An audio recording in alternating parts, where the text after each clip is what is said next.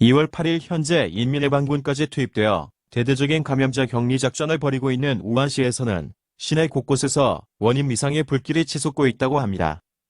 전문가의 말에 따르면 이산화황의 농도가 높은 것으로 보아 의료 폐기물 또는 시신을 태우는 것이라는 주장도 있지만 제 개인적인 생각으로는 도시 내 쓰레기 청소 시스템의 마비로 인해 매일 쏟아져 나오는 생활 쓰레기를 거주지에서 가까운 곳에 모아 소각하는 것으로 보입니다. 또한 감염자들이 사용하던 물건들에도 역시 감염균이 존재하기 때문에 방역 차원의 소각이라는 생각이 들기도 합니다.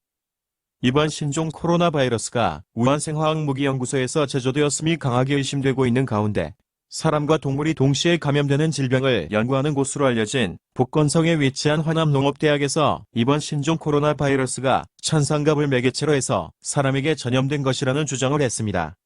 이 주장은 사스 때의 사양 고양이와 메르스 때의 낙타가 매개체가 되어 사람에게 전염되었다는 것과 같은 탈출 프레임인데 우연히 여러 번 반복되어야만 실현 가능한 이야기를 적절한 시기에 발표한 것으로 봐서 신빙성이 많이 떨어진다는 것이 일부 전문가들의 의견이기도 합니다.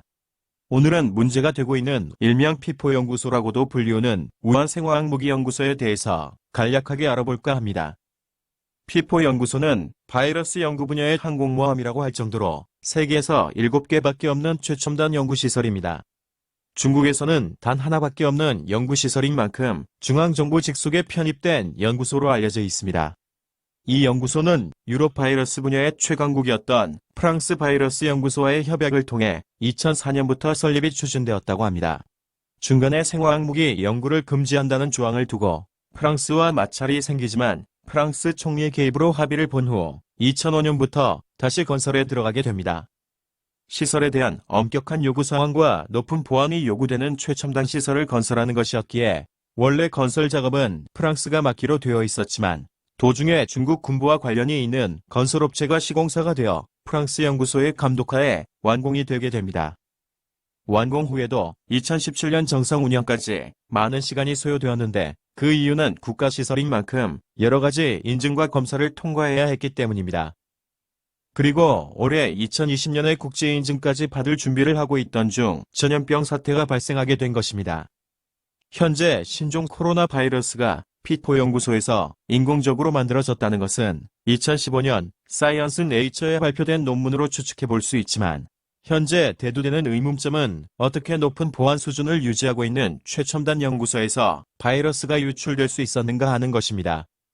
그에 대한 대답으로 예상해 볼 수 있는 것이 연구소의 관리체계 문제라는 지적이 나오고 있는데 현재 우한연구소 소장을 맡고 있는 사람은 다름 아닌 왕년일이라고 하는 39세의 젊은 여성이라고 합니다. 그녀의 전공 분야 역시 바이러스가 아닌 생물학을 공부한 그녀가 우한연구소에 들어와 고작 6년 만에 연구소 소장직을 맡게 되면서 그녀의 고속 승진 배경이 그녀의 남편이자 중국 내 유명한 세포면역학자인 서홍병 때문이 아닌가라는 의문이 일기도 했다고 합니다. 그녀가 우한연구소 소장직을 맡을 때 여러 분야 전문가들이 그녀가 연구소 소장을 맡을 만한 학식과 연구 경력이 없다고 비난하면서 많은 우려의 목소리를 냈다고 합니다. 그런 우려대로 우한연구소에서는 폐기 처리 비용을 아끼기 위해서 실험용 동물을 애완용으로 분양하거나 시장에 판매하는 등 관리체계가 많이 허술했다는 증언들이 나오고 있습니다. 그리고 더 충격적인 것은 실험용 닭이 낳은 계란을 후라이에서 먹기도 하고 실험실에 있던 돼지가 연구소 내 음식 재료로 소비되기도 하는 등 어처구니 없는 일들이 많았다고 합니다. 이러한 사례들이 이번 신종 코로나 바이러스가 우한연구소에서 유출되었을 가능성에 한층 더 무게를 실어주고 있는 것으로 보입니다. 2015년 우한연구소는 과학 전문지인 사이언스 네이처지에 유전자 배열 정보가 포함된 논문을 발표하는데 그 내용이 바로 박쥐의 몸에 있던 S단백질을 생쥐에서 추출한 사스 바이러스와 접목하면서 ACE2 세포에 반응하는 유전자 코드로 인위적인 수정을 가하게 됩니다. 그 단백질의 ACE2에 반응하는 RNA 정보가 존재하지 않을 때는 사람에게 감염이 되지 않지만 ACE2 세포에 반응하여 복제를 가능케 하는 유전자 정보가 들어간 순간 바로 사람에게도 전염이 된다고 합니다. 인체에서 ACE2 단백질 세포가 많이 분포된 곳이 바로 폐와 위장이라고 하며 이번 신종 코로나에 감염될 경우 가장 눈에 띄는 증상이 바로 폐렴과 설사라는 점에서 신종 코로나 바이러스가 자연적인 전파 단계를 거친 것이 아니라 인위적으로 조작되었다고 의심해 볼 수 있는 것입니다. 며칠 전 하버드 대학교 전염병학과 에릭 파이걸딩 교수 역시 얼마 전 인도 과학자들이 밝혔듯이 우한 연구소에서 발표한 논문에 실린 코로나 바이러스의 유전자 배열이 과거 사스 바이러스의 유전자에서 4개의 유전자 정보가 수정된 것을 발견했다고 발표했으며, 이는 많은 사람들을 살상할 수 있는 핵폭탄급의 생화학 무기에 해당한다는 의견도 피력했다고 합니다. 그리고 또 다른 하버드 대학교 법학 교수의 말에 따르면 법률대로라면 이 바이러스를 만들어낸 사람이나 주체는 생화학무기 제조 혐의로 기소까지 가능하다고 밝혔습니다. 바이러스의 근원지가 어딘지를 찾는 문제보다 현재 더 시급한 문제는 신종 코로나와 사투를 벌이고 있는 현장의 의료진 대부분이 바이러스에 감염된 상태라는 말이 나오고 있으며, 감염자 격리 작업과 질서 유지에 투입된 군인들 역시 빠른 속도로 바이러스에 감염되고 있는 상황이라고 합니다. 하지만 마지막 보루인 군인들마저 무너진다는 소문이 나면 나라 전체가 큰 혼란에 빠질 것을 우려한 중국 정부는 군대 내 확진자 급증에 대한 소식을 철저히 차단하고 있다고 합니다.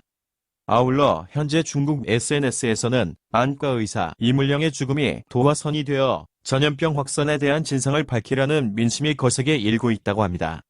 소문에 의하면 이물령의 실제 사망 시간은 6일 저녁이었는데 그의 사망 소식이 인터넷을 통해 급속도로 퍼지면서 조회수 6억을 기록하는 긴급 상황이 발생하자 중국 정부에서는 위독한 상태는 맞지만 아직 사망한 것은 아니라는 발표를 하며, 이미 사망한 이물령을 상대로 심폐소생술을 계속 시행하여 모든 갈비뼈가 부러졌다는 말들이 돌고 있습니다.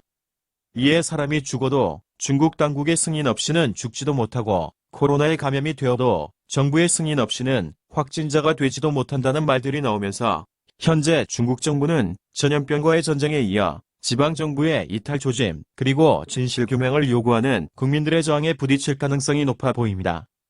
여러모로 중국을 포함한 동북아의 안정이 우리나라에도 도움이 되는 만큼 중국 정부가 순리대로 하나하나 슬기롭고 평화적인 방법으로 이번 전염병 사태에 대응해주길 바라봅니다.